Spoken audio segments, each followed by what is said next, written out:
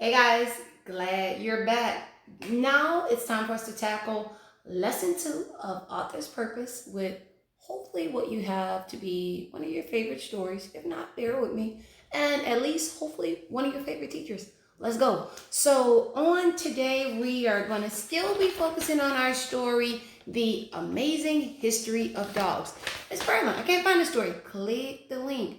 It gives me a box with a little weird face. Click the corner. In that corner, they will give you access to Scholastic, and this cute little story with these beautiful dogs will be provided. Today we're still covering Author's Purpose, and if you remember what we talked about on our other day in class, Miss Burlington has more letters. I know, remember I promised I'd teach you more. So, Author's Purpose, they have a purpose to persuade, inform, explain, but an author can also have the purpose of entertaining you and describe. You told us entertaining in the last lesson. I know, but this one's in a different order. What are the two new descriptions that we find on this one? Got it. Explaining and describing. Well, let's see how this anchor chart tells the difference between what it means to inform as opposed to just explaining.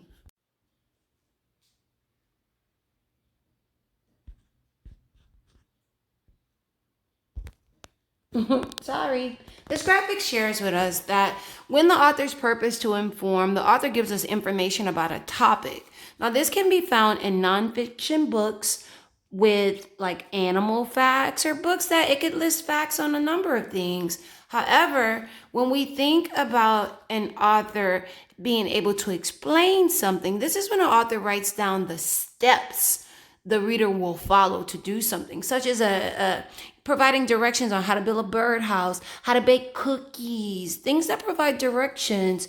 Lastly, the other new piece that's present here is the author's purpose to describe something. The author uses some of the senses to tell about a topic. Essays that include things such as your sight, your sounds, your smells, and descriptions of your favorite places. With that said, going back to these expectations of author's purpose. That's backwards, Miss Bell. I know, so I'm going to read it to you. So, remember, with the author's purpose, we want to think about what did the author want us to know? What did the author want the reader to know?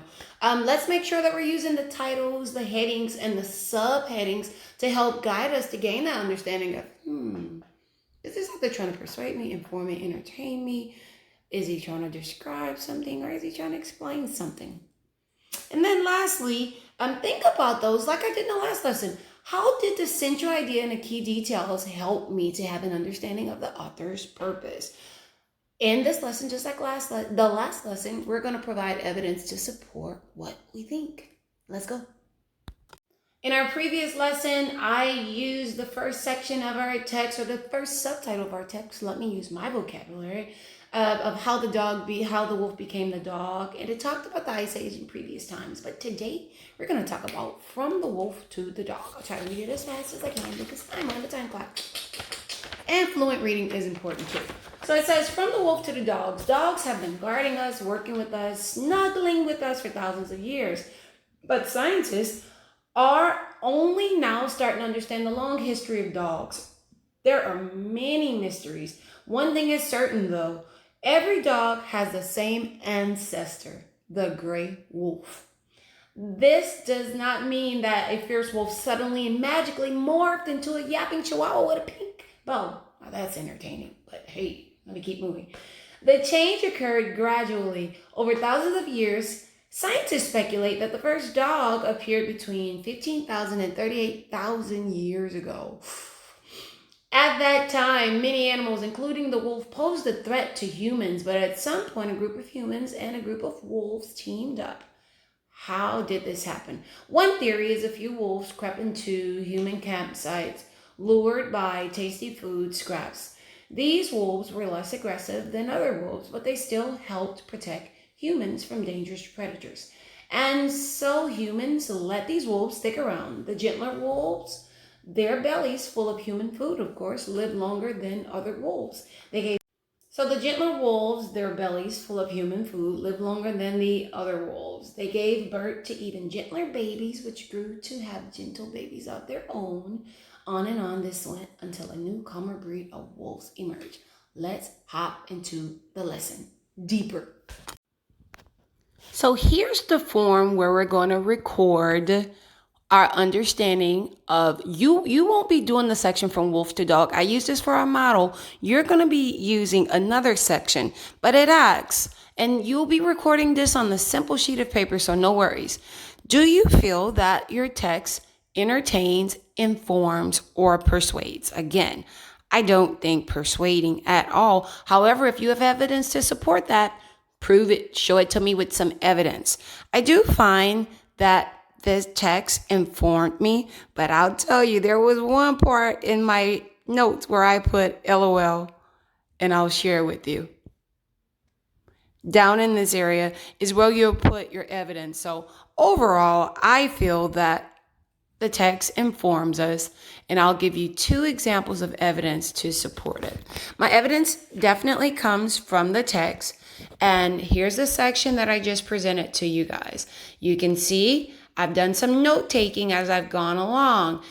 Biggest thing I gather from here, goes back to, I think, like central idea.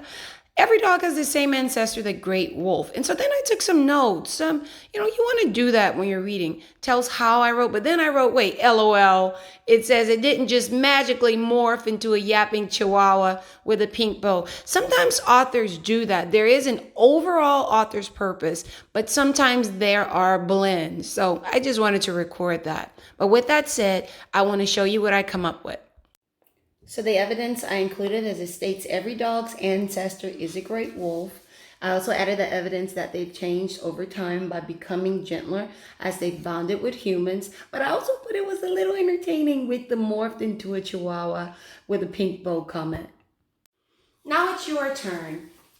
Again, no worries about not having a worksheet. On a sheet of paper, just tell me the title of the subheading that you're analyzing, which that subheading is a stronger bond. That's the section all of you guys are responding to. And you are going to circle, right, just like this. Is the author's purpose to persuade, inform, or entertain? And how do you know? Give me 2 pieces of evidence. Take a picture of it. Send it to me. I'll send you a grade. Write me if you have any questions. I'm here. Enjoy your read.